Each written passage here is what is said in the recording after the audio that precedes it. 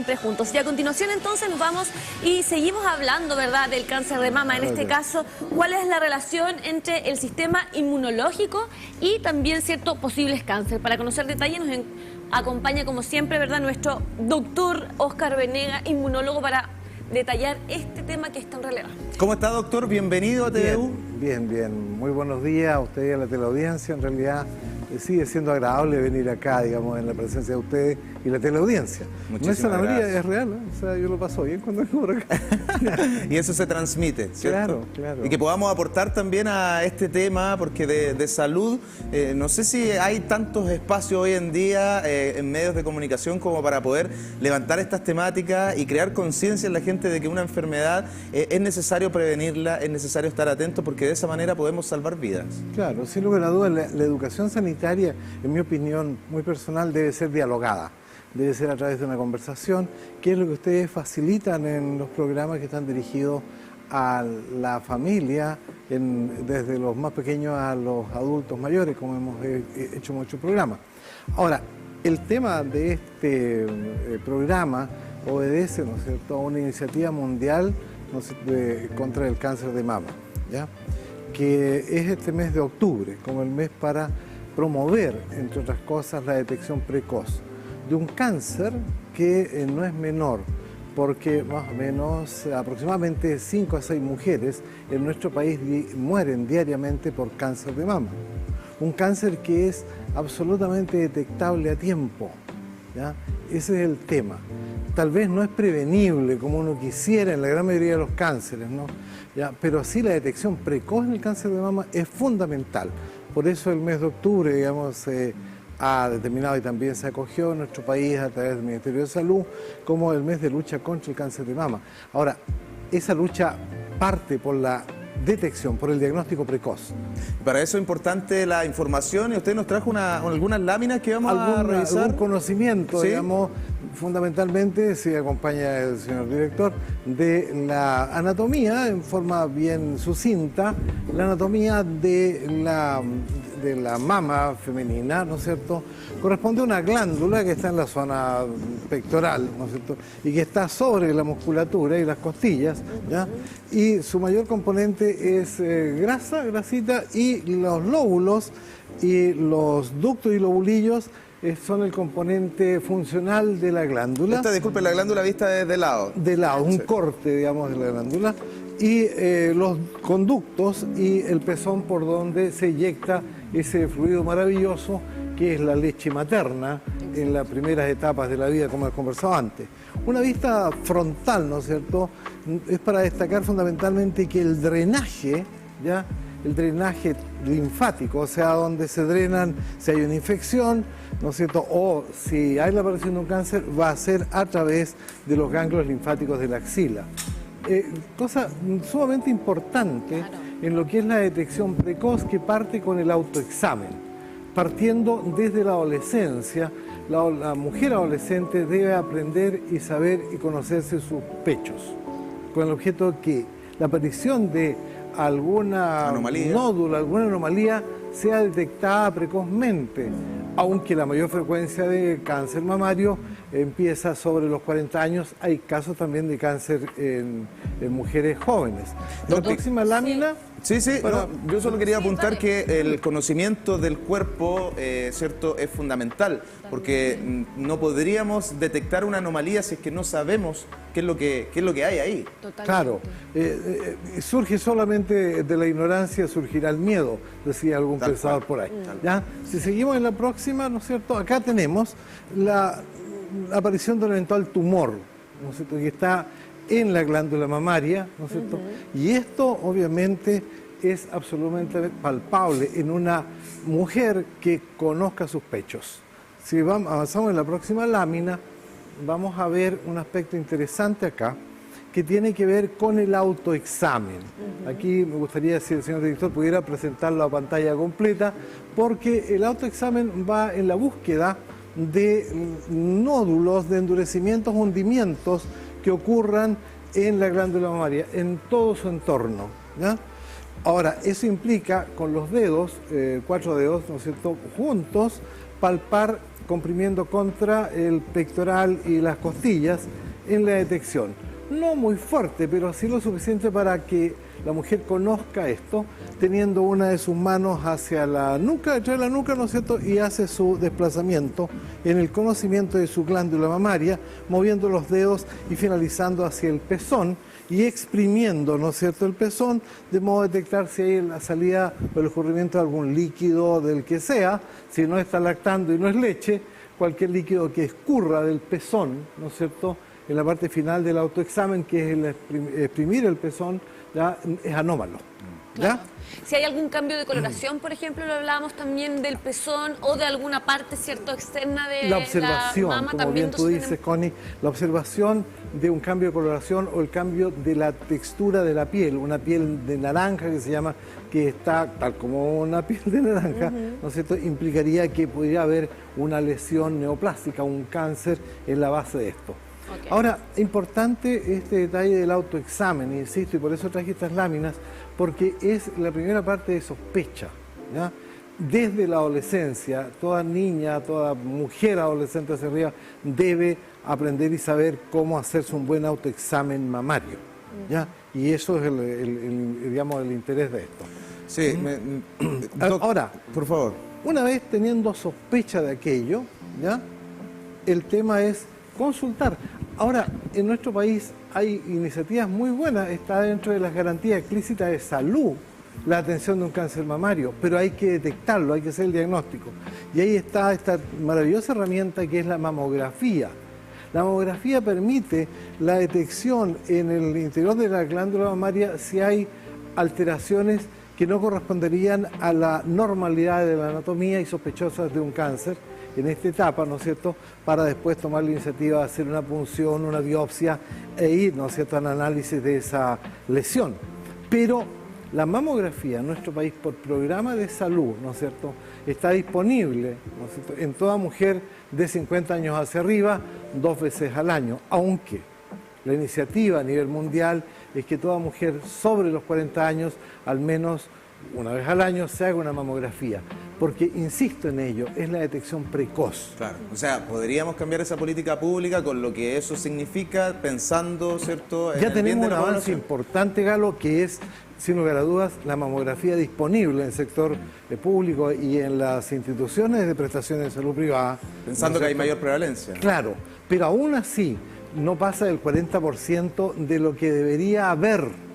O sea, hay un 60% de mujeres en edad de riesgo, ¿no es cierto?, perimenopáusicas, ¿no es cierto?, me refiero de 50 años hacia arriba o 45 años hacia arriba, que no se hacen la mamografía, lo cual es alarmante porque nos genera un escape de diagnósticos tardíos.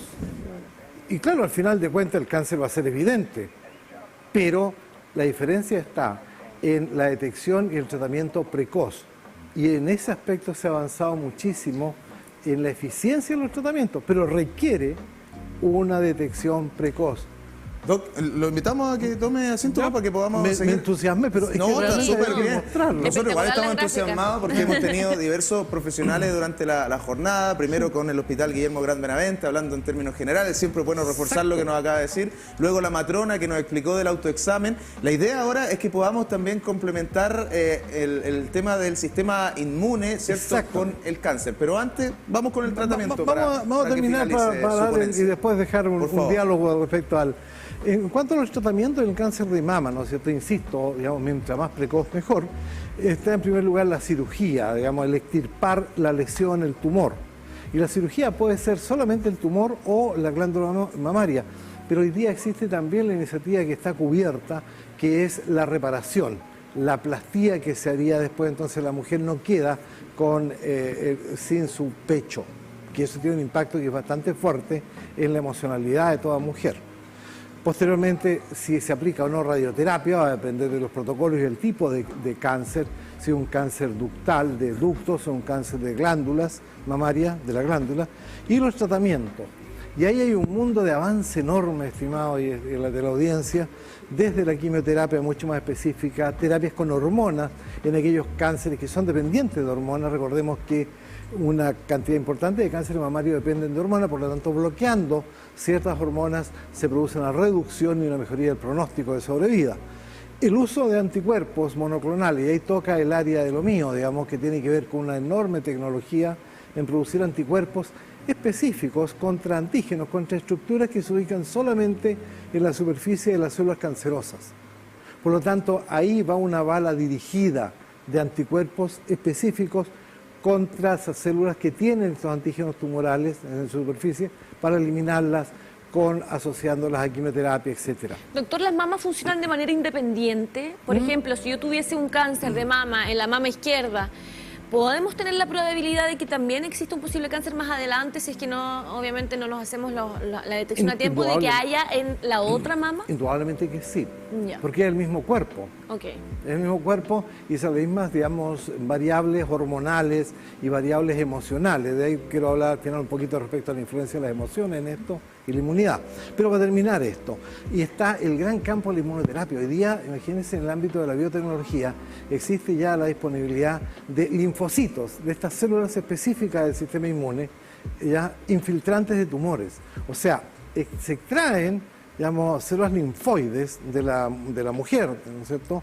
Se entrenan contra antígenos presentes y contra células cancerosas y luego se les cultiva y se les readministra, generando una terapia maravillosa que está recién en desarrollo y se tiene mucha esperanza en esto, de linfocitos específicos contra el tumor que tiene esa persona, linfocitos infiltrantes de tumores.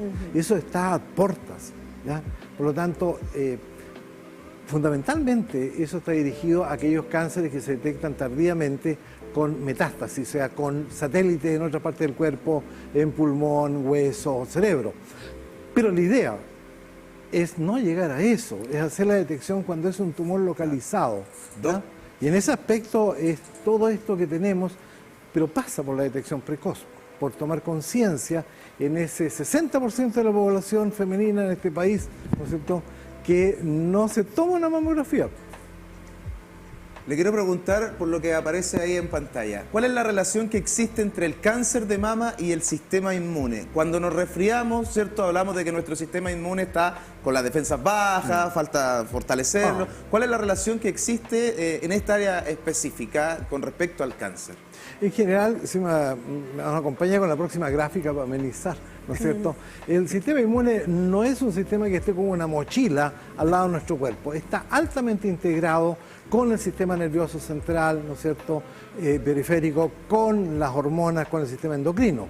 Es un sistema de adaptación y como tal, ¿no es cierto?, tiene una función importantísima que fue escrita hace más de 50 años atrás, que es la inmunovigilancia de células cancerosas. Nuestro sistema inmune constantemente está, digamos, patrullando todos nuestros cuerpos a través de células y sustancias solubles que permite detectar, digamos, si hay una alteración en alguna población de células que se arranca de lo habitual de su multiplicación, células cancerosas. Pero ya las células cancerosas también tienen lo suyo, tienen muchas veces la habilidad de evadir, ¿no es cierto?, esta respuesta inmune de vigilancia.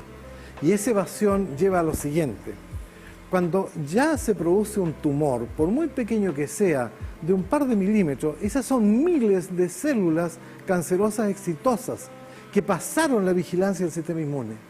Ahí voy. Ahora, a lo que tú ibas. ¿Cómo prevenir, ¿no es cierto?, o mantener una buena inmunovigilancia? Bueno, manteniendo una buena actividad inmunitaria. Y eso depende, entre otros factores, de la alimentación, como he conversado, ¿no es cierto?, de la actividad física, el de no ir en excesos, por ejemplo, de sobrepesos, ¿no es cierto?, o consumo de alcohol o tabaco, por lo dañino que es del alquitrán, digamos, del cigarro. O sea, todo lo que vaya a favorecer una buena mantención de nuestros patrulleros.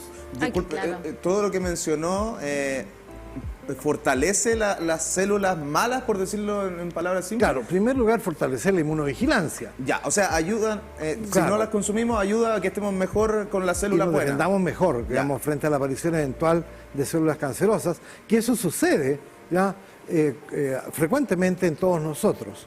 La eficiencia del sistema inmune permite que eso no progrese, pero cuando ya hay un tumor, ¿no es cierto?, ya se produjo el éxito de esas células, a eso voy. Y por lo tanto, el requerimiento ahí tiene que ver con el diagnóstico precoz de ese tumor. ¿Te fijas? Porque cuando aparece un cáncer ya es evidente, aunque sea a través de una mamografía, ¿no es cierto?, esas células ya pasaron exitosamente la vigilancia del sistema inmune. Eso quiero que tengan conciencia. Claro. Porque es un Ahora, conocimiento relativamente nuevo. doctor, si nos pudiese ir contando en detalle el rol fundamental que va cumpliendo el sistema inmune para justamente prevenir el cáncer, pero también otras enfermedades, porque muchas veces nosotros normalizamos las malas conductas que tenemos a diario. ¿Cuánta gente que nos ve fuma a diario? ¿Cuánta gente que nos ve es sedentaria y no practica actividad de ningún tipo? ¿Cuánta gente todos los fines de semana y premiamos la mala alimentación? O sea, cuando celebramos, premiamos la mala alimentación. Cuando nuestros hijos están de cumpleaños, premiamos la mala alimentación. Entonces, ¿qué está pasando efectivamente con este sistema y con las características de este sistema que hace finalmente que vaya cada vez más complejo con respecto al poder ayudarnos con distintas enfermedades? Pienso que lo que nos falta es una mayor y mejor educación sanitaria, ¿no?, de autocuidado, pero esta educación en forma dialogada. Tal como lo hacemos acá es una conversación a disposición de la teleaudiencia, ¿no es cierto?, pero a través de una conversación. O sea, porque ahí uno va adquiriendo algo muy bonito en los seres humanos, que es el ajá. Insight le llaman los psicólogos, pero vulgarmente le podríamos llamar pegarse los gomazos, o sea, en el fondo Queda estás mucho más cometiendo claro. exceso, si estás cometiendo exceso, digamos, porque la funcionalidad del cuerpo tiene sus límites. Pero esa funcionalidad del cuerpo, ligándolo al sistema inmune, a nuestras defensas, y también a un factor que es relevante hoy en día y que tiene harto estudio últimamente, nuestras emociones. ¿Qué tanto afecta? Porque cuando a una persona le dicen tienes cáncer, o sea, se cae el mundo, se asocia al cáncer a muerte. Claro. Hoy la tecnología ha avanzado, la sobrevida se ha extendido, hay tratamiento, la prevención, como usted dice, es fundamental si es que está en un estadio a lo mejor inicial, pero ¿cuál es el rol también de nuestras emociones en ese sentido, de tomarlo de una u otra manera o de enfrentar esta lucha, ¿cierto?, de una u otra manera? Claro, uno se puede explicar las emociones de muchas formas, desde el esoterismo mismo, ¿no es cierto?, hasta lo que a mí me parece más cuerdo. La base neuroquímica, ¿ya?, de las emociones ocurre en el cerebro, ¿ya?, y se derrama a través del cuerpo. O sea, las emociones no son algo que suceda en el celeste azul ni en las nubes que parecen conejos, porque las nubes son nubes y los conejos son conejos. Las emociones son, digamos, sustratos neuroquímicos en nuestro cerebro que nos lleva a exteriorizar. Y ahí decimos, ¿no es cierto?, esta persona está triste, está alegre o está melancólica. Pero lo primero que ocurre en el cerebro. Por lo tanto, juegan un rol importante, ¿cierto? Una persona que está triste, por ejemplo, es más propensa a que pueda enfermarse. Absolutamente, absolutamente. La melancolía, como llamaban antiguamente, la tristeza, la depresión tiene más riesgos de patologías crónicas, dentro de ellos el cáncer. De modo y manera que lo que se relaciona entre el sistema nervioso y el sistema inmune es muy íntimo y ocurre segundo a segundo en esta conversación. Pues yo no soy un parlante acá, yo estoy con toda mi integración humana, milisegundos antes están ocurriendo en mi cerebro y en todo mi cuerpo, digamos, eventos químicos que me llevan a que yo pueda expresarlo. No sé, es el darse cuenta. Tal vez no saber el intrincado mundo de la química, ¿no? Pero claro, sí ser conscientes de la importancia del bienestar. Implico en eso. ¿Qué pasa efectivamente con el sistema inmune, por ejemplo, para explicarle a la gente cuando estamos tristes? cuando día a día estamos angustiados o angustiadas por nuestra vida, por los problemas que vamos teniendo, ¿qué pasa efectivamente con este sistema inmune que hace que no funcione de la misma manera que, por ejemplo, si estamos felices? Muchas veces planteamos, ¿no es cierto?, esto que la ansiedad, la angustia, el miedo, el rencor, fíjense, ¿no es cierto?, el odio, ¿no es cierto?, tienen un sustrato químico en el cerebro que son catecolaminas, son derivados de la adrenalina, con la cual constantemente estamos viviendo una vida muy acelerada. Pero hay una química, ¿ya?, que nos lleva a mucho mejor modo de vivir y de reparación, que sin lugar a dudas son las endorfinas y la oxitocina, y que lo hemos conversado previamente y lo reitero, ¿ya?, ¿no es cierto? El placer y el apego amoroso son los grandes contribuyentes a un estado de salud, ¿ya?, que nos permita disfrutar del chiste, que además es corto. O sea, memento mori, decían los antiguos griegos, ¿no? Acuérdate que vas a morir. Por lo tanto, no estés ocupado de tu momento que te vas a morir. Ocúpate de lo que está ocurriendo ahora, ¿no es cierto?, de lo agradable, por ejemplo, que es estar acá a conversar y compartir con la teleaudiencia, aunque sean temas complejos. Sí, pero la emocionalidad finalmente influye en la inmunidad, sin lugar a dudas, y bajo diversos canales, porque debilita, porque al final de cuentas te agota una emocionalidad, por ejemplo, de ansiedad, angustia, miedo o rencor.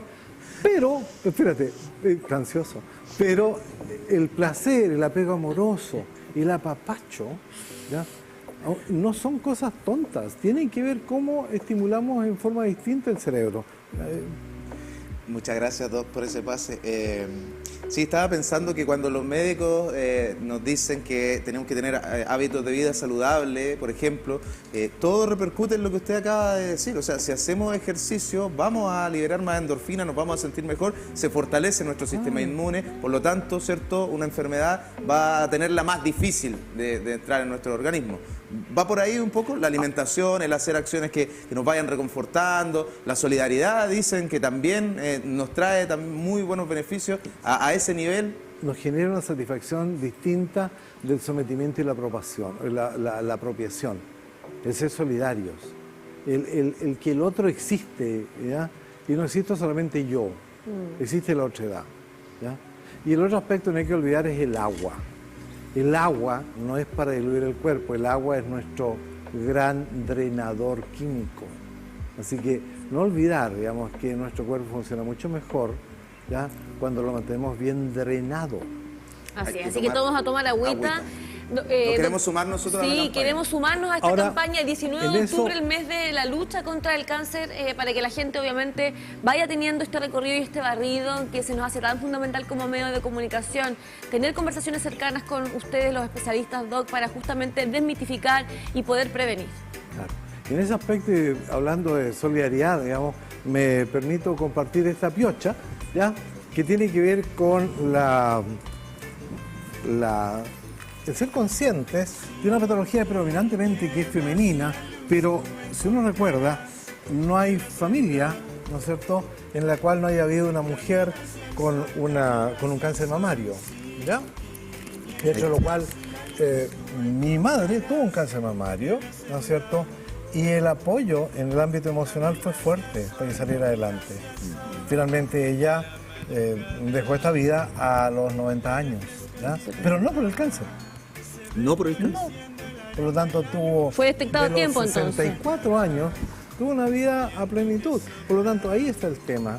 No es la cantidad de años, sino que cómo vivamos esos años. Es que siempre es muy agradable compartir esto y el impulso a el autoexamen, la detección precoz, ¿no es cierto?, y el acudir a sus instancias de salud, digamos, públicas o privadas, de la mujer que ya está sobre 40 años, pero sobre todo sobre 50 años, para que le indiquen y se haga una mamografía en forma rutinaria. Yo estoy totalmente de acuerdo con eso, pero también me gustaría potenciar lo que hablábamos, lo otro, ¿cierto? El de realizar pequeñas acciones. El examen hay que hacerlo, evidentemente, todo, pero esas pequeñas acciones que día a día nos van a cambiar. Nos estresamos a veces por cosas pequeñas, andamos amurrados, enojados, enojados con la vida. Uno ve a diario a muchas personas de esa manera y no saben el daño que se están haciendo, además de contagiar a quien se quiera contagiar de aquello, pero el daño que se están haciendo.